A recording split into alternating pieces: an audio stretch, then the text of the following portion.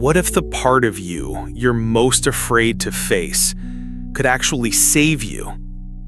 That argument you keep having, the risk you avoid, the words you regret, what if they all point to something deeper?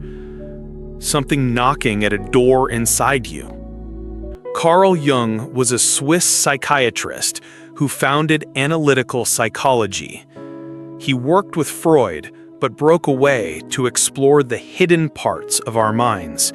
He called one of those parts the shadow, the pieces of ourselves we hide, deny, or haven't learned to embrace.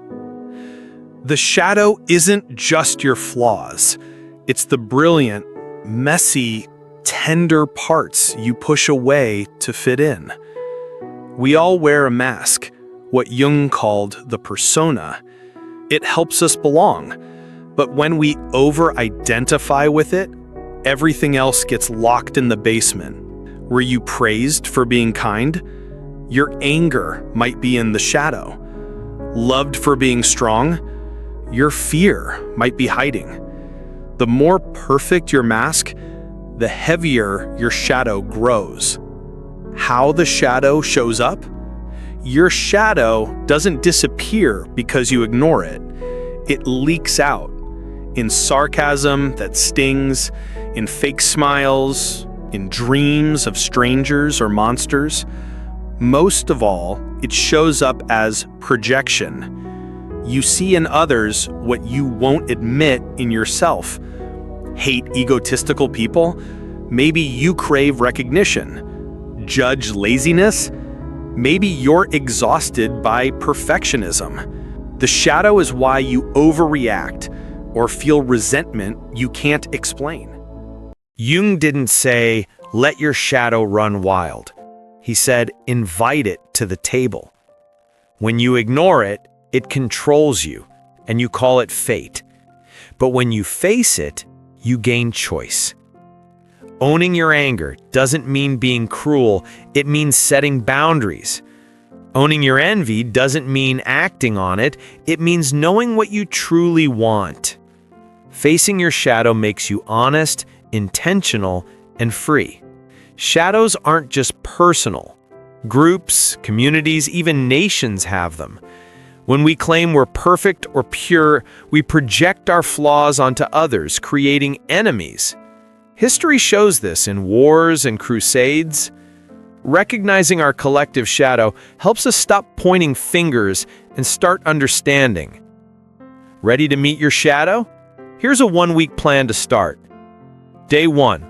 Catch a projection. When someone annoys you, write, I can't stand their X. The part of me like that is Y. Be honest. Day 2. Imagine a meeting. Picture sitting with your shadow. Ask, what do you want? How can we work together?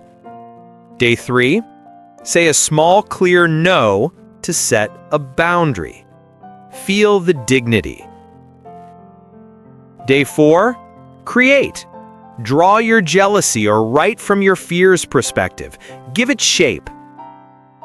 Day 5.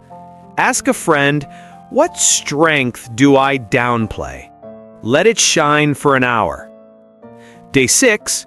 Notice your group's shadow. What do they call evil? Is it in you too? Day 7.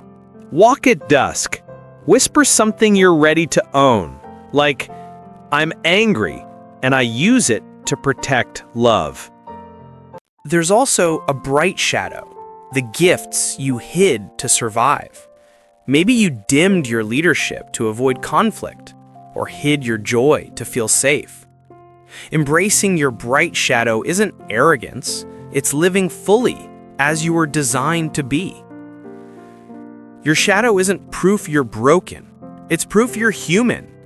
It's not about being perfect, but being whole. Start small. Notice your reactions. Listen to your dreams. Create from your feelings. Every step toward your shadow is a step toward freedom. So open the door, let it breathe, and walk on, less afraid, more honest, and surprisingly kind.